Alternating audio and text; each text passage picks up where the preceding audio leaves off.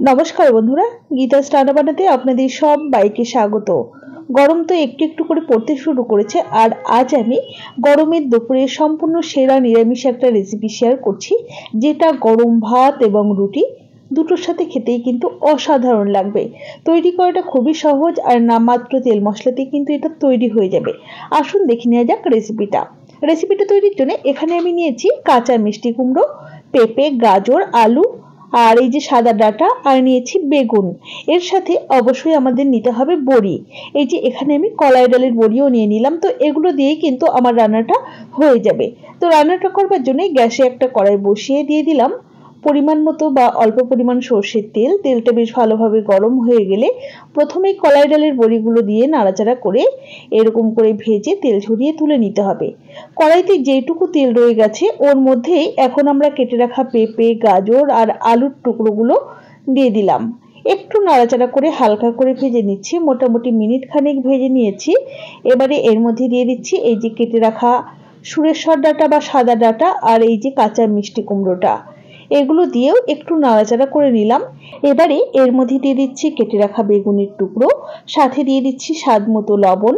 পুরো রান্নাতে যতটা লবণের প্রয়োজন আমি একবারে বুঝেই দিয়ে দিলাম। সাথে দিয়ে দিলাম পরিমাণ মতো হলুদ গুঁড়ো, খুব বেশি হলুদ দেবার দরকার নেই। তো পরিমাণ মতো হলুদ গুঁড়ো দিয়ে দিয়েছি, আর দিয়ে দিচ্ছি স্বাদ মতো কয়েকটা চেরা কাঁচা লঙ্কা। ঝালটা নিজেদের পছন্দ মতোই ব্যবহার করতে হবে, কেউ চাইলে লঙ্কা বেটেও দিতে পারেন। তো এখন এই সমস্ত কিছুকে বেশ ভালোভাবে একটু নাড়াচাড়া করে মিশিয়ে নিচ্ছি। খুব ভালোভাবে মিশিয়ে নেওয়া হয়ে গেছে, আর মোটামুটি একটু ভাজা ভাজাও হয়ে গেছে। তো এখন আমি এই যে দিয়ে দিচ্ছি পরিমাণ মতো গরম জল। দেখুন, আপনারা যতটা গ্রেভি বা ঝোল রাখতে চাইছেন আর কি, সেই বুঝে কিন্তু জলের ব্যবহার করবেন। তো এখন একটু নাড়াচাড়া করে ঢাকা দিয়ে মিনিট 5 সময় নিয়ে মিডিয়াম হাই ফ্লেমেই এই যে সবজিগুলোকে ঢাকা দিয়ে সেদ্ধ করে নিলাম। তো দেখুন, সবজিগুলো এখন আমার মোটামুটি ওই 80% মতো সেদ্ধ হয়ে গেছে। এখন ভেজে রাখা বড়ির টুকরো আর এই যে ডাঁটাগুলো ব্যবহার করেছি তার কয়েকটা কচি পাতা ছিল, সেগুলোও দিয়ে দিলাম। এটা আপনারা চাইলে নাও দিতে পারেন। তো এই ডাঁটার পাতা আর বড়িগুলো দিয়ে একটু নাড়াচাড়া করে মিনিট খানেক ফুটিয়ে নিচ্ছি। এবারে বেশ ভালোভাবে ফুটে যাওয়ার পর এই সবজিটাকে অন্য একটা পাত্রের মধ্যে আমরা ঢেলে নেব। এখন মোটামুটি 95% মতো সেদ্ধ হয়ে গেছে, বাদ বাকিটুকু পরেই সেদ্ধ হয়ে যাবে। তো ওই কড়াইটা রাফলি ধুয়ে পরিষ্কার করে নিয়ে পরিমাণ মতো সর্ষের তেল দিয়েছি, সাথে দিয়ে দিলাম 1/2 টিস্পুন পাঁচফোড়ন আর 2টো তেজপাতা। ফোড়নটাকে লো ফ্লেমে বেশ সুন্দর করে ভেজে নিতে হবে। মোটামুটি 30 থেকে 40 সেকেন্ড ফোড়নটাকে ভাজা ভাজা করে নেওয়ার পর এই যে সবজিটাকে খুব সাবধানে ঢেলে দিলাম।